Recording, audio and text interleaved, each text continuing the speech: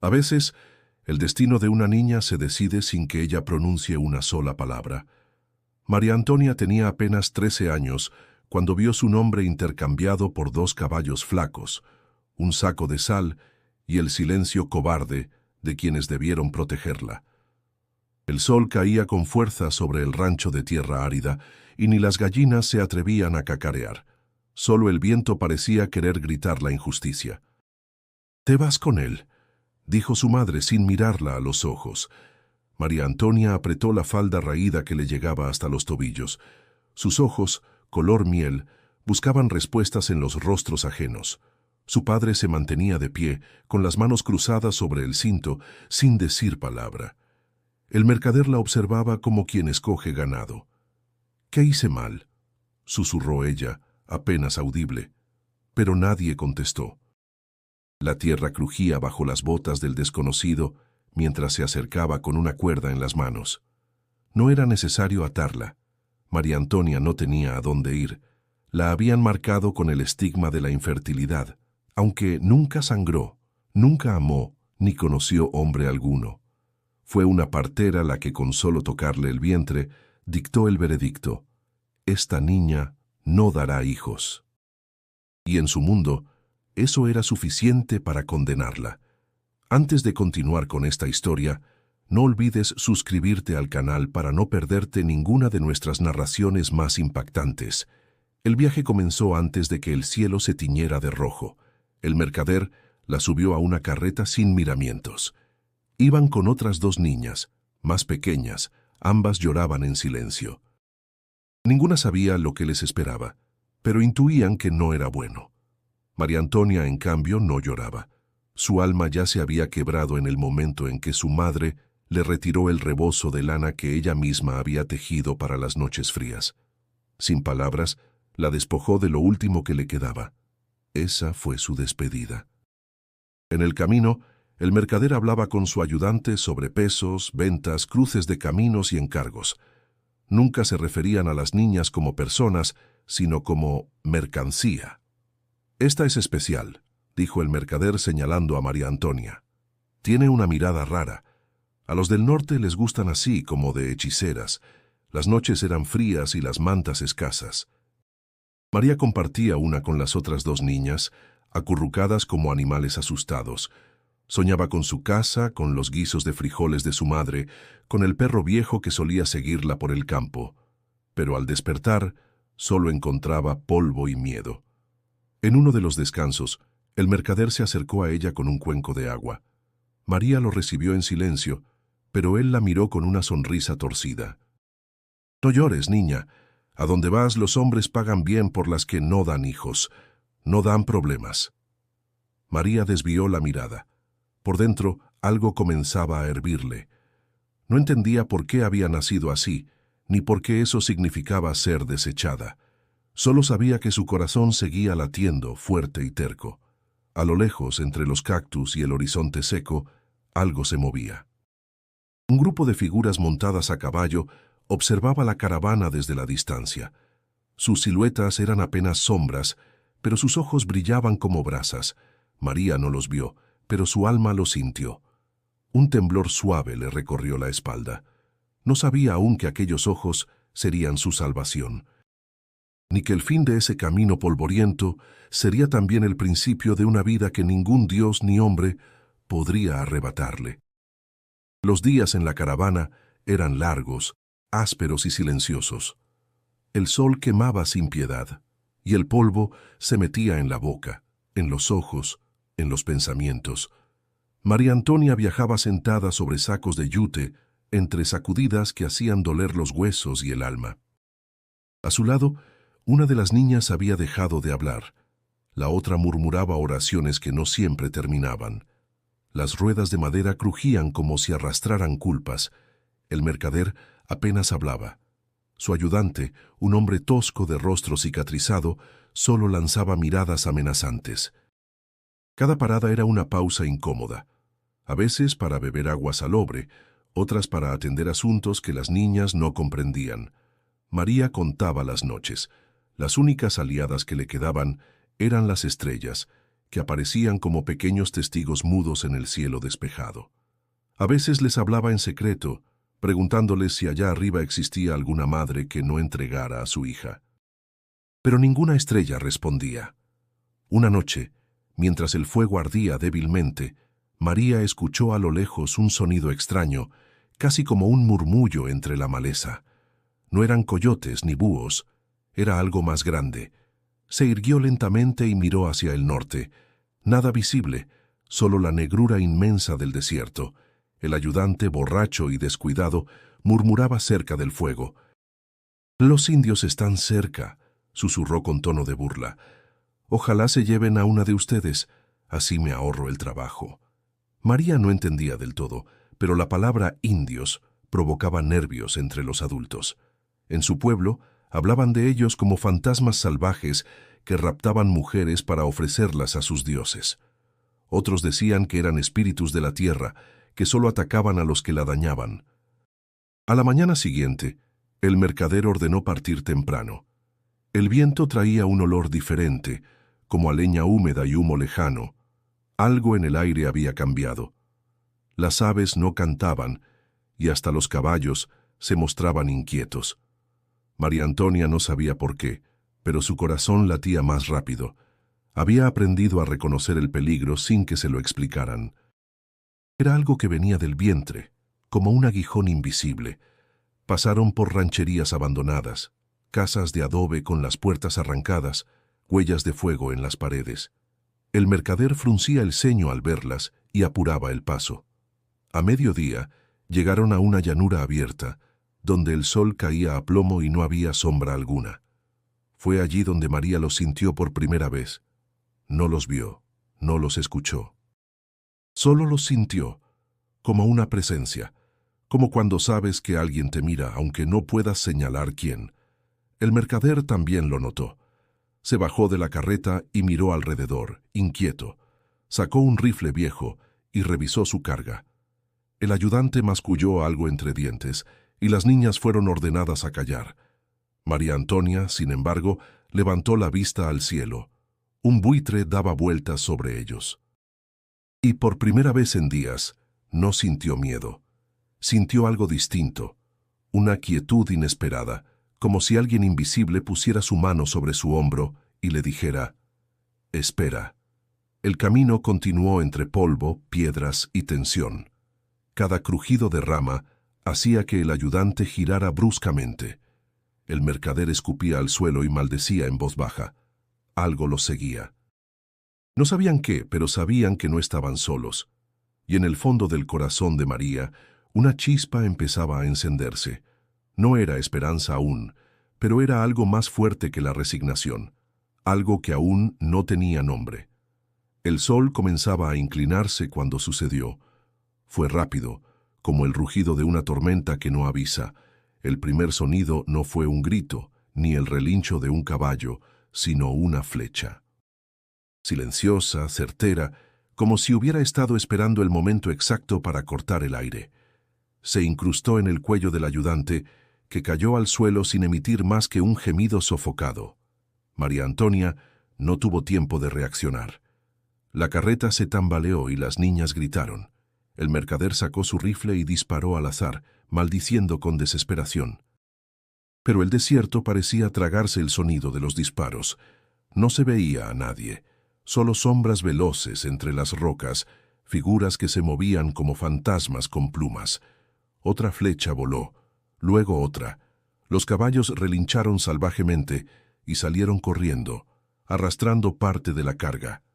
El mercader cayó de rodillas, sangrando de un hombro. Intentó arrastrarse hacia la carreta, pero una lanza le bloqueó el paso. María Antonia se acurrucó junto a las otras dos niñas. Sus manos temblaban, pero sus ojos no lloraban. Había algo hipnótico en todo aquello. El caos tenía una extraña coreografía, como si el desierto mismo dictara el ritmo. Entonces el silencio, uno a uno los atacantes aparecieron, no eran fantasmas. Eran hombres y mujeres reales, cubiertos con pieles y pintura, sus rostros firmes, sus ojos encendidos por la fuerza de generaciones, guerreros que no necesitaban hablar para imponer respeto. Uno de ellos se acercó al mercader. Lo observó como quien estudia a una serpiente herida. Luego se volvió hacia la carreta. Su mirada recorrió a las niñas. María Antonia sintió que el mundo se detenía cuando sus ojos se cruzaron con los de él. Era joven, quizá no mucho mayor que ella, pero su porte era el de un líder.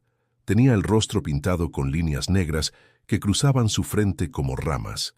Sus cabellos oscuros caían por sus hombros con libertad, y sus manos no sostenían armas, sino calma. Se acercó lentamente.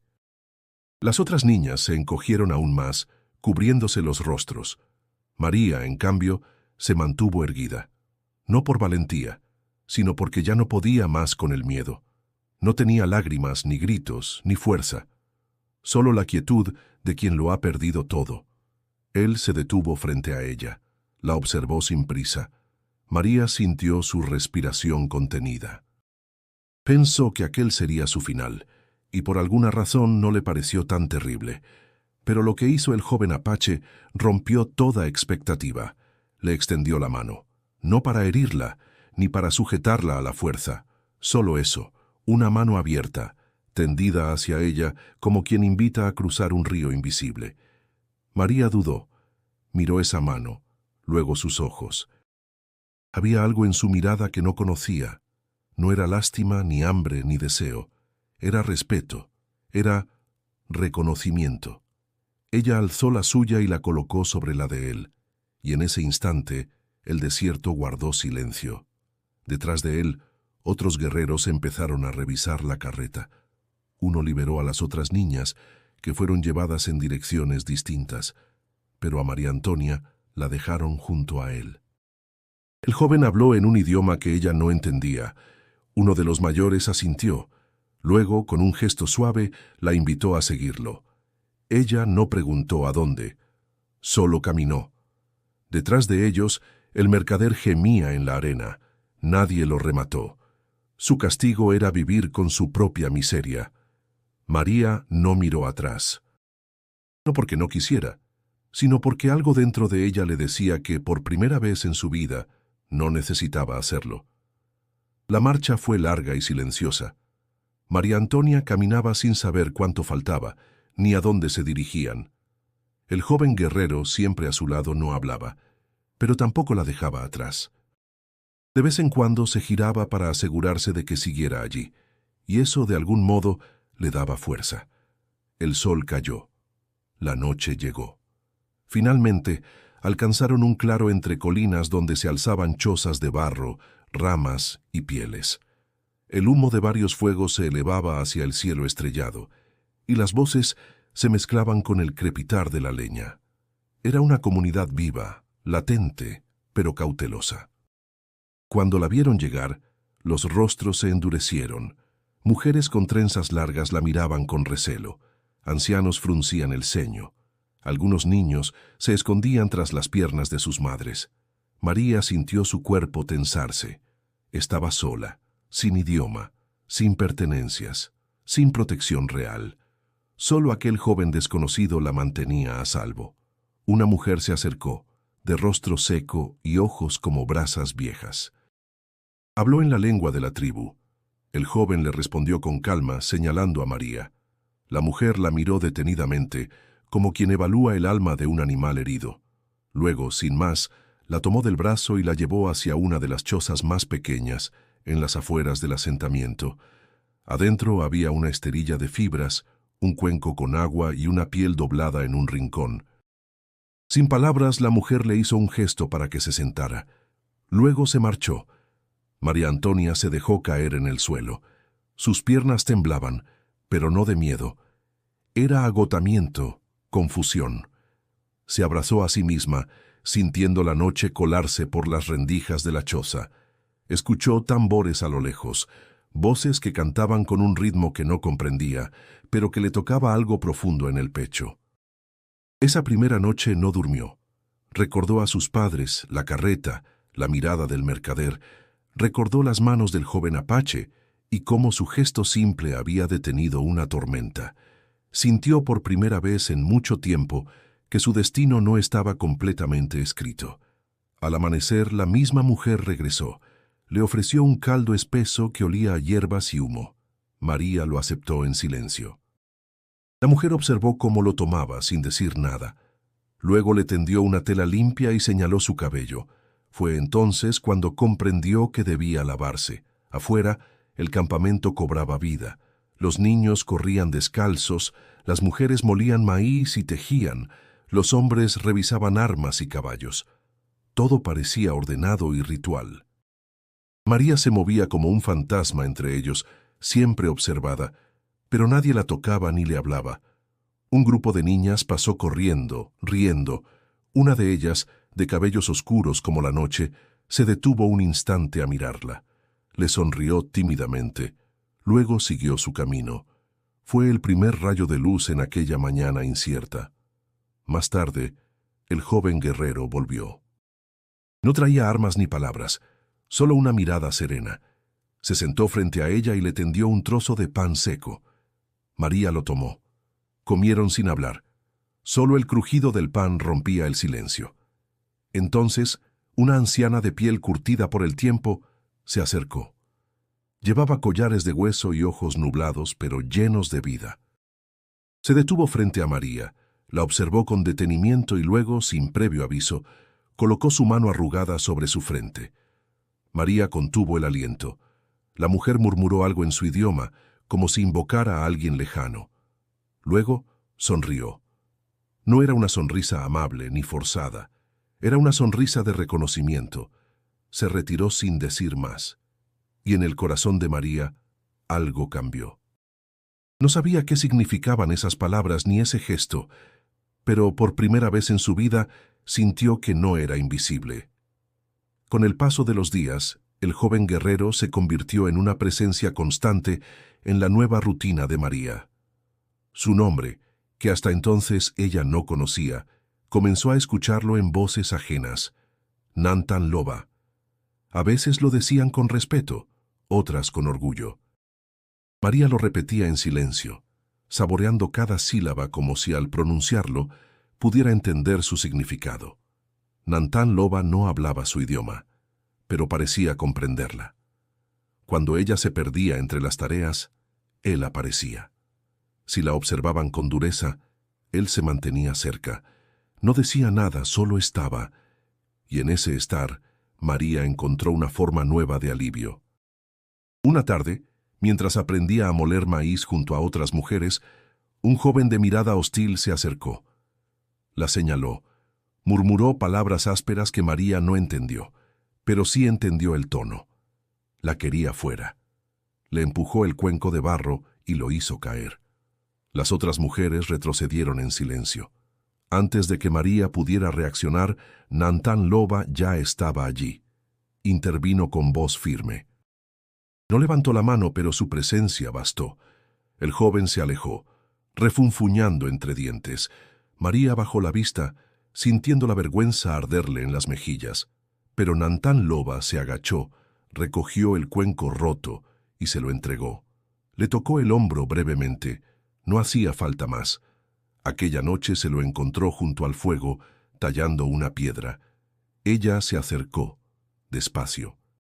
Él levantó la vista y por primera vez le habló en voz baja. No entendió las palabras, pero sí el gesto con el que la invitó a sentarse. María obedeció. Se sentaron en silencio durante un largo rato. De pronto, sin pensar, ella comenzó a cantar. Era una canción que su madre le había enseñado de niña, una tonada suave sobre la lluvia y las cosechas. Nantan Loba no interrumpió. Escuchó con atención, y cuando terminó asintió lentamente. Le dijo algo que sonó a agradecimiento. María sonrió, y fue la primera vez en mucho tiempo que lo hizo sin dolor. Desde ese día, se volvieron inseparables en los momentos breves. Él le enseñaba cómo encender fuego frotando madera, cómo identificar raíces comestibles, cómo distinguir huellas en la tierra. Ella, a cambio, le mostraba palabras en español, pequeños cantos y juegos de manos que usaba con su hermana antes de ser vendida. El idioma seguía siendo un muro, pero sus gestos, miradas y silencios tejían un puente entre ellos, uno que ni el miedo ni el pasado podían derrumbar. Un atardecer, Nantán Loba la llevó a un sitio alto, lejos del campamento. Desde allí se veían las colinas doradas, el cielo expandido, y un árbol enorme que parecía tocar las nubes. Le señaló el tronco y luego su pecho. María entendió que ese árbol era importante para él, como si fuera su lugar sagrado. Ella se acercó y apoyó la mano en la corteza. El árbol estaba tibio, vivo. Nantán Loba la observó, y en su mirada ya no había solo respeto, había confianza.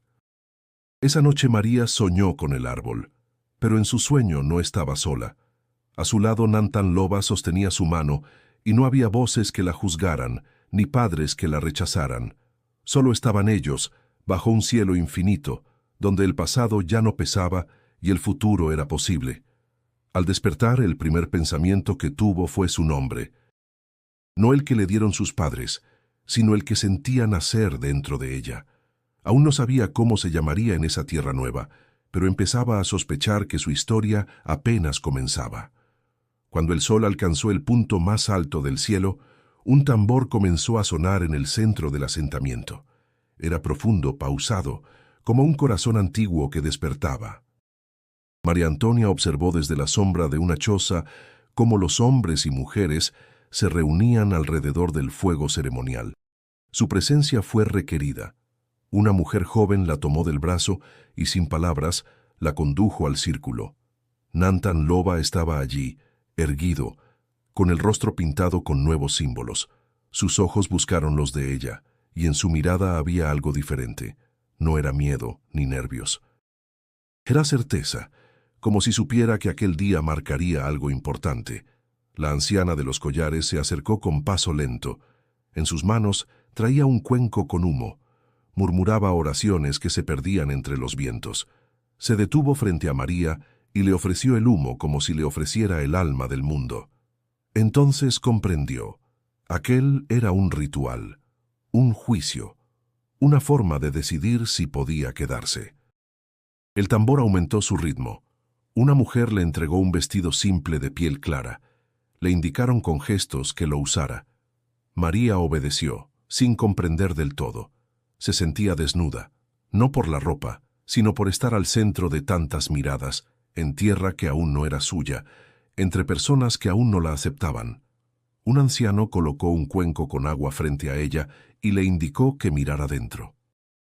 María obedeció. En el reflejo vio su rostro, sus ojos gastados, sus labios resecos. Pero también vio el cielo sobre ella. Y luego, algo más. En el agua, por un segundo, apareció un ciervo blanco. No era una ilusión cualquiera. No era su reflejo. Era una visión tan nítida como imposible. El ciervo caminaba entre los árboles, la miraba y luego desaparecía. María retrocedió, sobresaltada. Los ancianos asintieron, murmurando entre ellos. El tambor cesó de golpe. El silencio que siguió fue total. Hasta el viento pareció detenerse. La anciana se inclinó sobre el agua y cantó algo en un tono profundo, como si hablara con la tierra. Luego tomó la mano de María y la alzó al cielo. Las mujeres comenzaron a cantar. No era una melodía alegre ni triste, era sagrada. Una invocación a lo invisible. Los hombres encendieron una nueva llama y el humo ascendió con fuerza. Uno de los ancianos habló en voz alta. María no entendía las palabras, pero supo que eran importantes. Todos escuchaban, y cuando terminó, Nantán Loba se acercó y colocó en su cuello un pequeño talismán hecho de hueso y plumas. El silencio fue reemplazado por un murmullo general. Y luego, uno a uno, comenzaron a acercarse. Una mujer le entregó pan. Un niño la tocó con curiosidad. Un anciano le ofreció agua. Aquellos que antes la miraban con sospecha, ahora la trataban como si hubiese sido tocada por algo más grande que ellos mismos. Esa noche, junto al fuego, Nantán Loba se sentó a su lado y dibujó un ciervo sobre la tierra. Luego con el dedo trazó una línea desde el corazón del animal hasta el de ella. «Tasae», dijo con voz baja. Ella lo miró, confundida. «Tasae», repitió, tocando su pecho. María señaló su rostro. Él negó con la cabeza. «Tasae, tú», insistió, con una sonrisa leve. Y entonces lo entendió. Le había dado un nuevo nombre, la que trae el silencio fértil. No era un nombre cualquiera, era un símbolo. Una forma de decir que aunque no pudiera dar hijos, su alma fecundaba algo más profundo, tal vez sueños, tal vez esperanza. Esa noche, María ya no se sintió extranjera, se sintió raíz, se sintió espíritu. Desde que recibió el nombre de Tasae, todo cambió para María. Ya nadie la miraba como una intrusa. Las mujeres la incluían en los trabajos diarios. Los niños la seguían con risas. Los ancianos asentían cuando pasaba, como si ya la hubieran visto en sueños. Aprendió palabras nuevas cada día.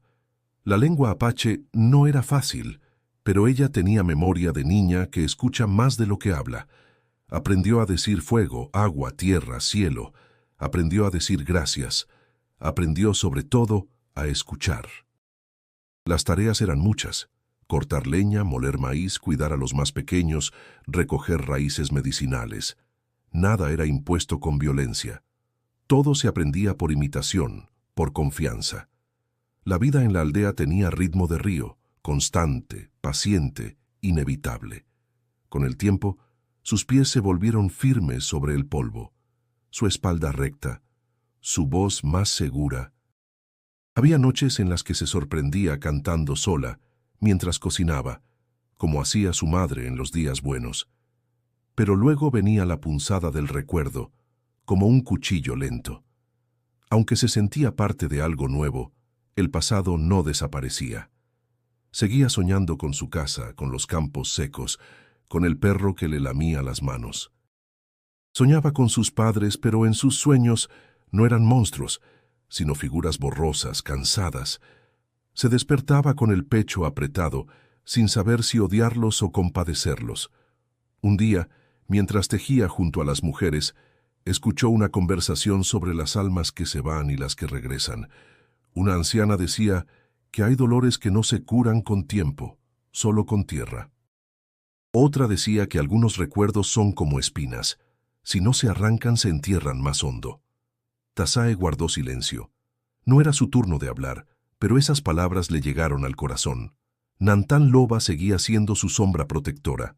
No intervenía en todo, pero aparecía cuando más lo necesitaba. Un día le enseñó a montar un caballo joven, de ojos vivaces y paso nervioso. Ella dudó al principio, pero él la guió con paciencia. Cuando logró mantenerse firme sobre el lomo del animal, soltó una carcajada que no sabía que tenía guardada. Él también rió, y en su risa había luz. Fue en ese momento que supo que podía confiar en él sin miedo. Otro día le mostró un sendero escondido entre los matorrales.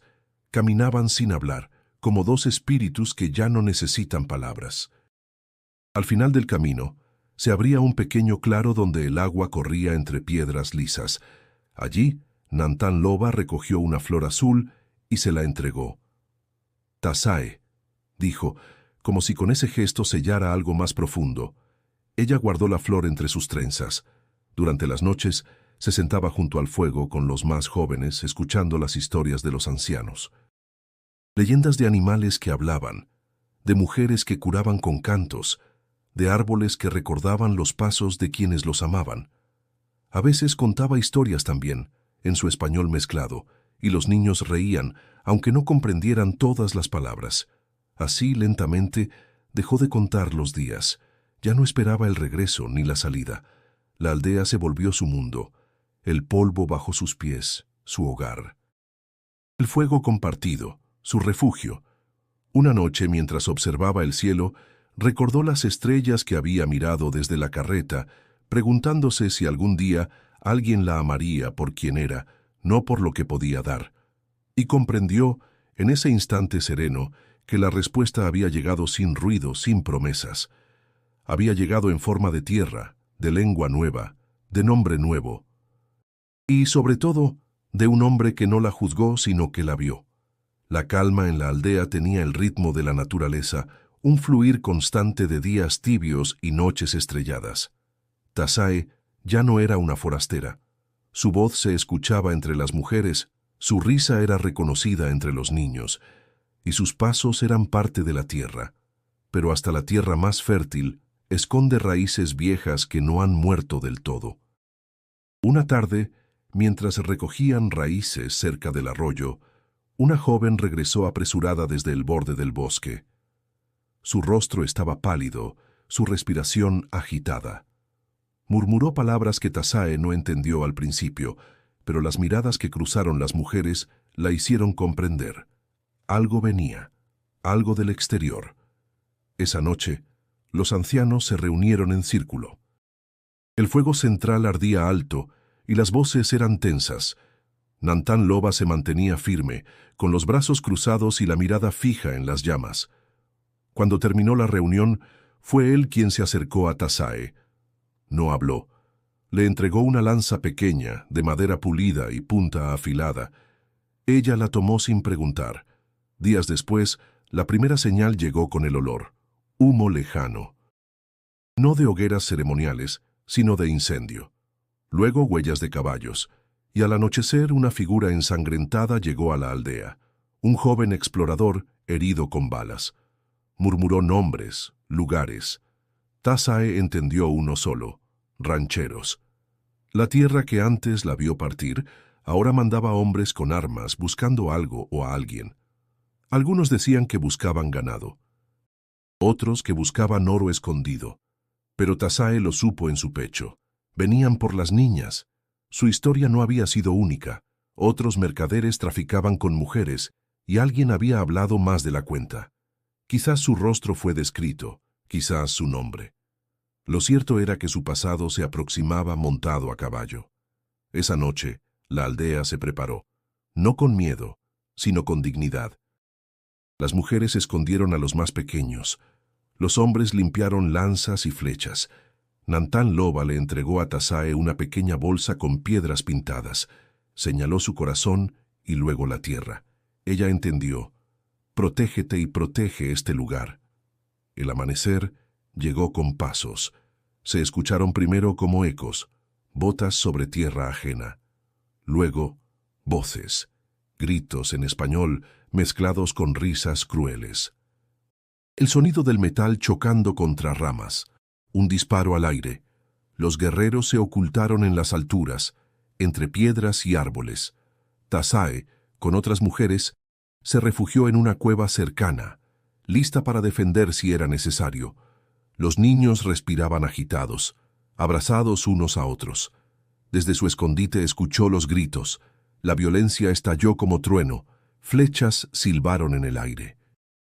Gritos de dolor, disparos secos, y luego el galope desesperado de caballos en fuga. Todo ocurrió en minutos, pero a Tasae le parecieron horas. En algún momento, escuchó un grito diferente, uno que la atravesó por dentro. ¡Nantán! No supo si lo gritó ella o si solo lo pensó, pero el nombre resonó como campana en su pecho. Cuando la batalla terminó, el silencio fue peor que el estruendo. Salieron con cautela. Algunos cuerpos ajenos yacían en el polvo, otros huían aún. La aldea estaba intacta, pero herida. Y allí, tendido entre los arbustos, estaba él. Nantán Loba respiraba, pero su pecho sangraba. Lo rodearon rápido. Los ancianos comenzaron a limpiar la herida. Tasae se arrodilló a su lado, tomó su mano. Sus ojos se abrieron apenas. La miró con dificultad. Tasae susurró como si solo su nombre le diera fuerzas. Ella le besó la frente. No lloró. No podía. Solo apretó su mano, como él había hecho aquel día entre el fuego y las sombras. La herida de Nantán Loba sangraba más de lo que cualquier hechicera pudiera detener con plantas o palabras. Los ancianos hacían lo posible, y las mujeres servían raíces y tejían amuletos de urgencia, pero Tasae sabía que la batalla no había terminado, solo se había desplazado. Ya no era afuera, era dentro. Él respiraba con dificultad. A veces abría los ojos y murmuraba palabras en su lengua.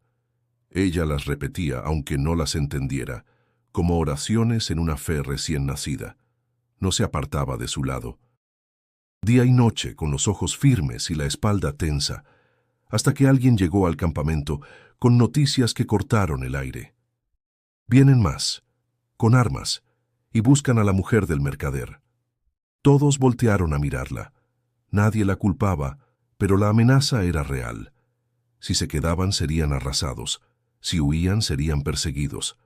Ella no podía permitirlo. Fue entonces cuando se puso de pie.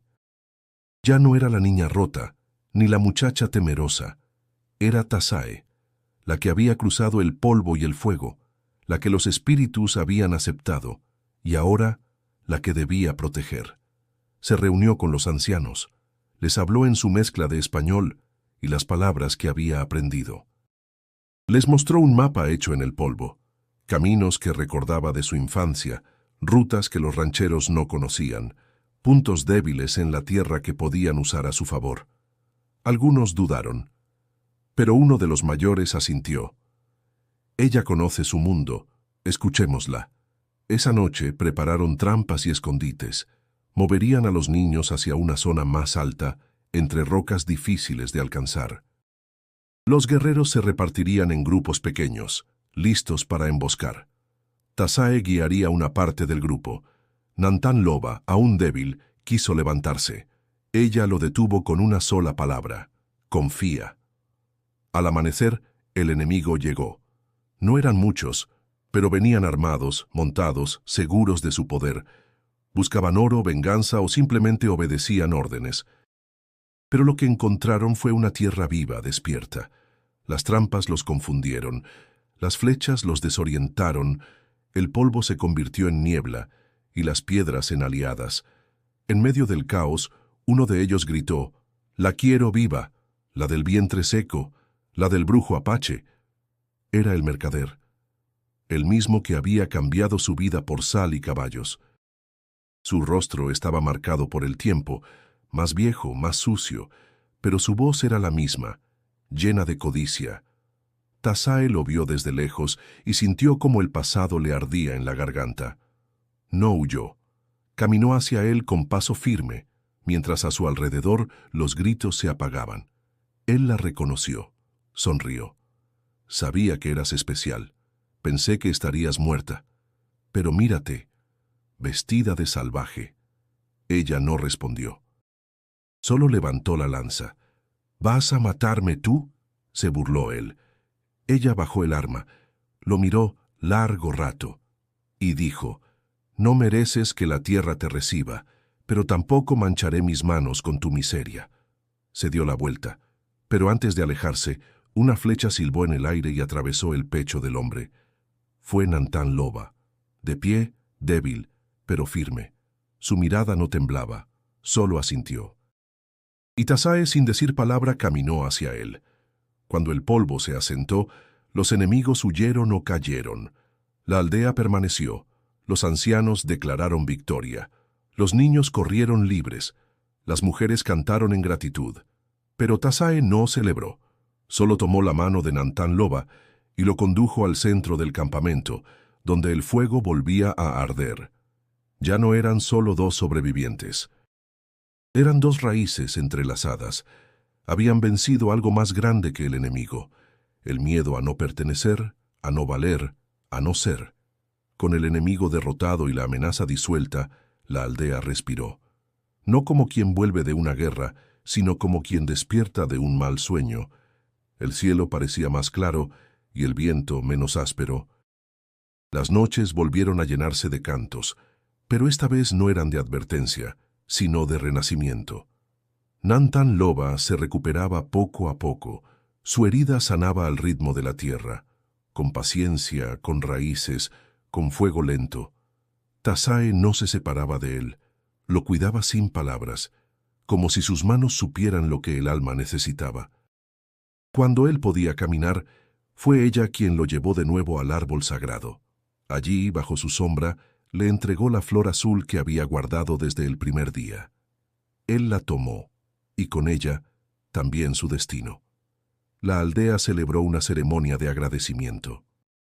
No solo a los espíritus por la protección, sino también a Tasae, por haber recordado quién era y haber defendido lo que no nació de su vientre, pero sí de su alma.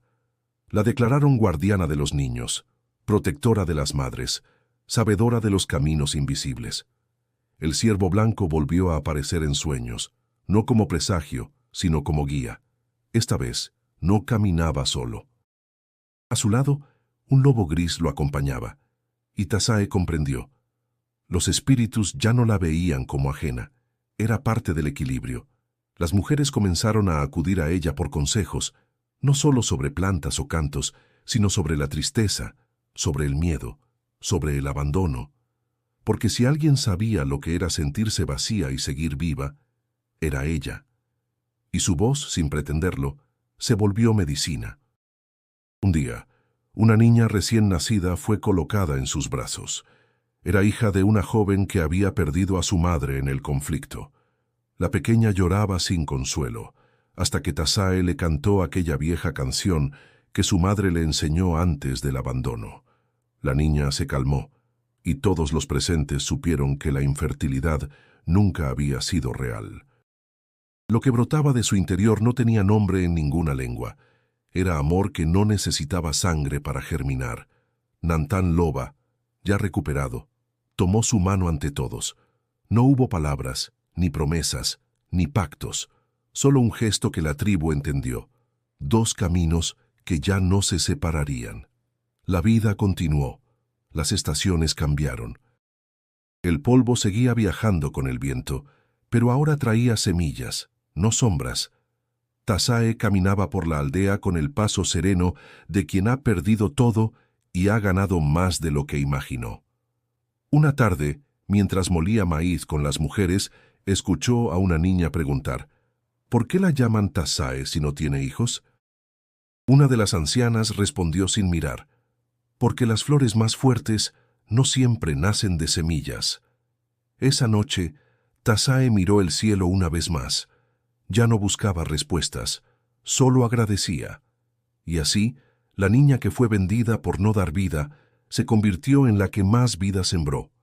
Gracias por acompañarnos en esta historia. Si te conmovió, no olvides suscribirte al canal para más relatos que transforman el alma.